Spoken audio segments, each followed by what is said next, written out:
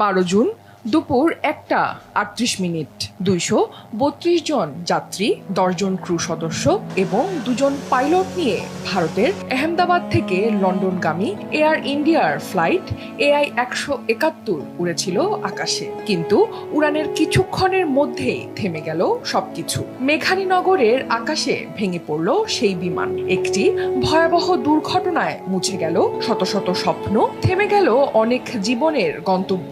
ভবিষ্যতে নানা রঙিন পরিকল্পনা, জীবনের হাজারো আশার ছায়া এক নিমিষে মিশে গেল ধোঁয়া আর ধ্বংসস্তূপে।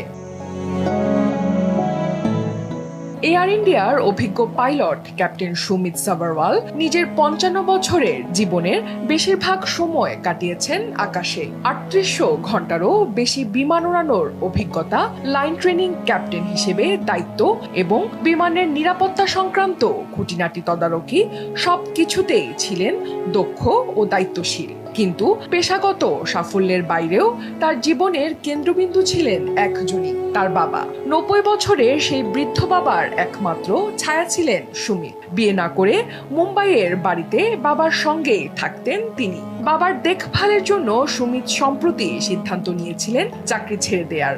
বলেছিলেন এবার থেকে শুধুই বাবার সঙ্গে থাকবেন, দিনরাত তাকেই সময় দেবেন। কিন্তু সেই প্রতিজ্ঞা পূরণ হওয়ার আগেই শেষ হয়ে গেল তার পথ চলা।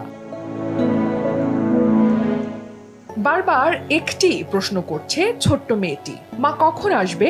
কিন্তু কেউই উত্তর দিতে পারছেন না, কারণ যার জন্য অপেক্ষা তিনি আর ফিরবেন না কোনোদিনই। মহারাষ্ট্রের বাসিন্দা অপর্ণা মহাথিক ছিলেন AI-171 বিমানের কেবিন ক্রু।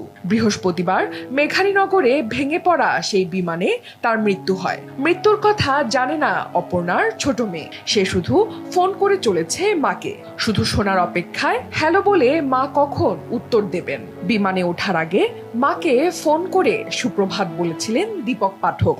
খোঁজ নিয়েছিলেন মায়ের শরীরের। তারপরে ঘটে গেল বিপর্যয়। এয়ার ইন্ডিয়ার AI-171 বিমানটির কেবিন ক্রু ছিলেন মহারাষ্ট্রের দীপক। 11 বছর ধরে কেবিন ক্রু হিসেবে কাজ করছিলেন তিনি। 5 ভাই বোনের মধ্যে দীপক ছিলেন সবার প্রিয়। বিমানটির দুর্ঘটনার খবর পেয়ে ছেলের সঙ্গে বারবার যোগাযোগের চেষ্টা করেছিলেন দীপকের মা। ফোন বাজছে কিন্তু কেউ ধরছে না, তবু বিশ্বাস করতে নারাজ মা। যতক্ষণ ফোন বাজবে আমি বিশ্বাস করব না কিছু হয়েছে। রোশনি রাজেন্দ্র সোনাঘার ছিলেন একজন কেবিন ক্রু, পাশাপাশি ছিলেন একজন জনপ্রিয় ট্রাভেল ইনফ্লুয়েন্সার। 27 বছর বয়সেই জীবনের স্বপ্ন ছুঁয়ে ফেলেছিলেন তিনি। সদ্য এয়ার ইন্ডিয়ায় যোগ দিয়েছিলেন। গর্ব করে পরতেন ইউনিফর্ম, ভালোবাসতেন আকাশে ওড়ার প্রতিটি মুহূর্ত।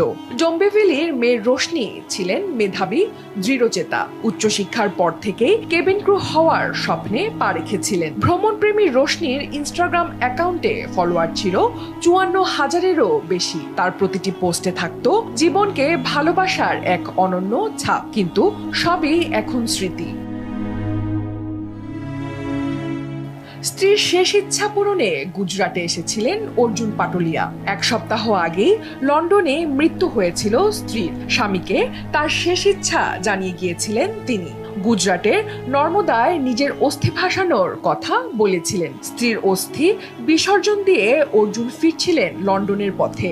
সেখানে অপেক্ষায় ছিল তার 2 ছোট্ট কন্যা। কিন্তু আর ফেরা হলো না। উড়ানের মাত্র 5 মিনিট পরেই ভেঙে পড়ে এয়ার ইন্ডিয়ার বিমান। 36 বছর বয়সেই স্ত্রীর পর এবার অর্জুনও চিরবিদায় নিলেন। ফেরার কথা ছিল 6 জুন, কিন্তু আরো কিছুদিন পরিবারের সঙ্গে কাটাতে চেয়েছিলেন মোনালি ও সানি দম্পতি। তাই টিকিট বদলে 12 জুনের এয়ার ইন্ডিয়া ফ্লাইটে উঠেছিলেন। কিন্তু সেদিনই থেমে গেল তাদের জীবন। বিমানে বসে পরিবারকে জানিয়েছিলেন সব ঠিক আছে, কিন্তু এরপরই ভেঙে পড়ে বিমানটি। মাত্র মাস 5 আগে বিয়ে, হাতে নতুন পাসপোর্ট, স্বামীর কাছে প্রথমবার লন্ডন যাবার স্বপ্ন। সবকিছুই ছিল ঠিকঠাক, কিন্তু সেই স্বপ্ন আর পূরণ হলো না। রাজস্থানের বালোত্রার নববধূ খুশবু রাজপুরোহিত চিরবিদায় নিলেন আহমেদাবাদের আকাশেই। বাড়ি ছাড়ার আগে পরিবারের বুকে মুখ লুকিয়ে কেঁদেছিলেন হাপুস নয়নে। প্রণাম করেছিলেন গুরুজনদের, চোখে জল নিয়ে উঠেছিলেন গাড়িতে। কে জানতো এটাই তার শেষ বিদায়। 6 বছর ধরে লন্ডনে ছিলেন ডাক্তার প্রতীক যোশী। দিন গুনছিলেন কবে স্ত্রী আর 3 সন্তানকে নিজের কাছে নিয়ে নতুন জীবন শুরু করবেন।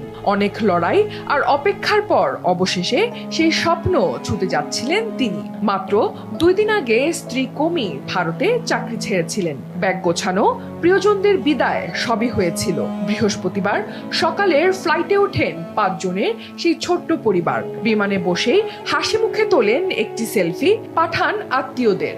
নতুন জীবনের শুরু। কিন্তু সেই যাত্রা গন্তব্যে পৌঁছায়নি।